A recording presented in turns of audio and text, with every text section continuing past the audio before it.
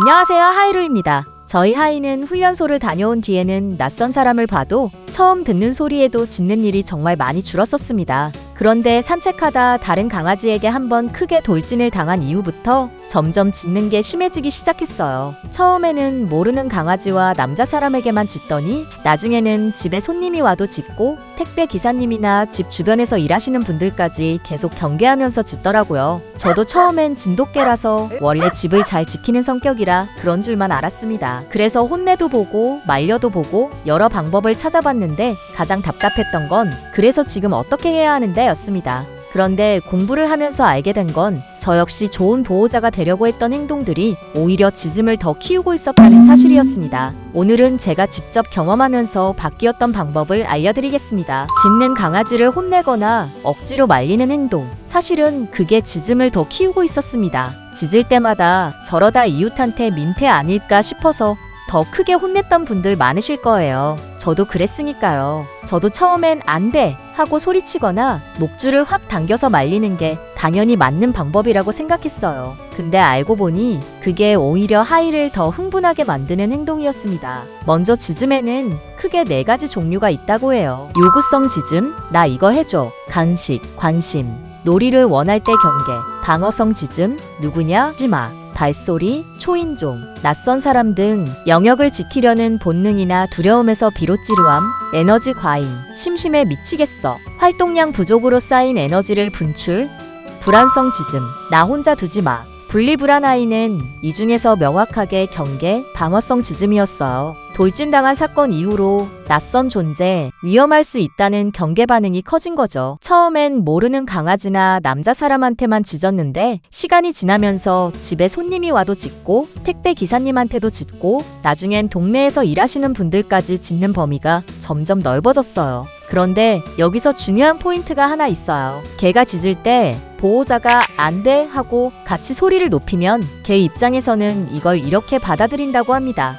주인도 같이 긴장했네? 진짜 위험한 상황이 맞나 보다. 즉, 혼내려고 낸 목소리 자체가 개한테는 같이 흥분해주는 신호로 전달되는 거예요. 저는 하이를 진정시키려고 목소리를 높였던 건데 하이 입장에서는 오히려 위험 경보가 하나 더 울린 셈이었던 거죠. 전 세계적으로 잘 알려진 반려견 훈련사 에밀리 라람, 키코업도 같은 주장을 합니다. 소리를 지르면 개는 원래 있던 외부 자극에 더해 보호자의 공격성까지 함께 느끼게 되어 오히려 더 불안해진다는 거예요. 그래서 그가 제안하는 방향은 처벌이 아니라 역조건 형성, 즉 무서운 소리, 나쁜 것이라는 감정적 연상을 이 소리, 좋은 것으로 다시 설계하는 방식입니다. 결국 제가 좋은 보호자가 되려고 했던 행동이 사실은 하이의 불안을 더 키우고 있었던 겁니다. 이걸 좀 더 근본적으로 보면 이렇습니다. 개한테 짖음은 그냥 소음이 아니라 문제를 해결하려는 행동이에요. 낯선 사람이나 소리가 위협적으로 느껴질 때 짖어서 그 상황을 통제해보려는 거죠.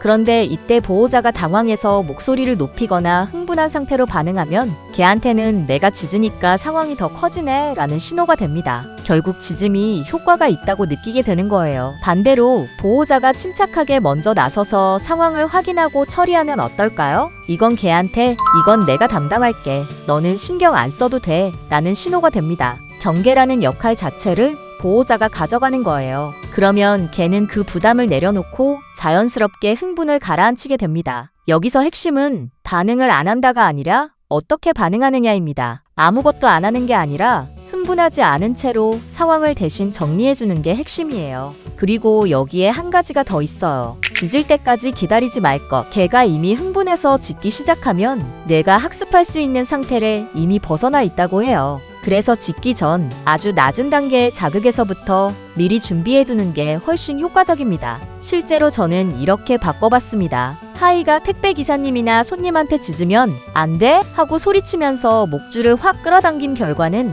흥분이 더 심해짐. 짖기 시작하면 처음 1~2번은 그냥 둡니다. 경보 역할은 인정해주는 거예요. 하이가 현관 쪽을 향해 짖으면 제가 하이와 현관 사이로 단호하게 들어가서 몸으로 가로막고 섭니다. 이때 말은 하지 않고 꼿꼿한 자세로 가만히 서 있습니다. 저건 네가 신경 쓸 게 아니야. 내가 알아서 할게 라는 무언의 신호를 주는 거예요. 하이가 흥분을 가라앉히고 뒤로 물러서면 그 순간 바로 칭찬해줍니다. 차분한 목소리로 괜찮아. 고마워 하고 말해준 뒤 관심을 다른 곳으로 돌려줍니다. 여기서 두 가지 의문이 생깁니다. 그럼 그냥 무시하면 되는 거 아닌가요? 저도 무시해봤는데 오히려 더 심하게 짖던데요? 맞아요. 저도 똑같은 경험을 했습니다. 근데 이게 바로 속어 격발이라는 구간이에요. 무시를 시작하면 개는 예전에 통했던 방식을 더 세게 밀칩니다. 더 크게, 더 길게 짖는 거죠. 이 순간에 역시 안 되는구나 하고 포기해서 반응해주면 개는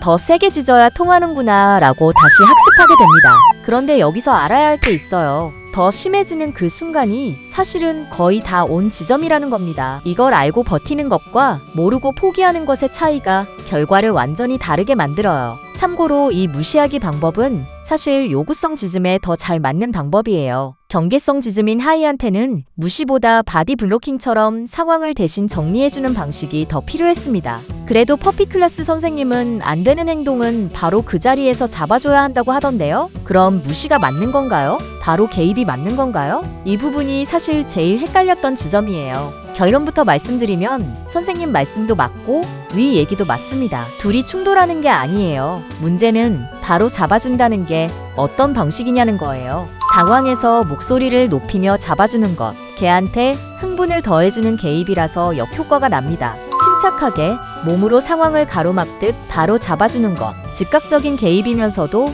개를 더 흥분시키지 않는 방식이에요. 즉, 바로 잡아줘야 한다는 맞는 말이고 문제는 그 개입을 어떤 감정과 태도로 하느냐였던 거예요. 저도 이 차이를 모를 때는 혼내지 말라고 했으니 그냥 참아야 하나 하고 헷갈렸었는데 사실은 감정적으로 흥분한 vs 차분하지만 즉각적인 개입의 차이였던 거죠. 정리해보면 이렇게 실천할 수 있습니다. 바디 블로킹, 짖는 즉시 소리 지르는 대신 몸으로 개와 자극 사이를 차분하게 막아서기, 즉각 개입은 하되 흥분하지 않은 상태로 소리를 좋은 신호로 바꾸는 게임처럼 먼저 환경을 관리합니다. 커튼을 치거나 백색 소음을 틀어서 훈련되지 않은 상태로 자극에 노출되는 상황 자체를 줄여줍니다. 아주 작은 소리, 가족이 밖에서 살짝 내는 소리 등가 들리자마자 하이가 짖기 전에 간식을 바닥에 던져줍니다. 이걸 반복하면 소리 났네? 맛있는 거 주겠지? 하고 저를 기대하는 눈으로 보게 됩니다.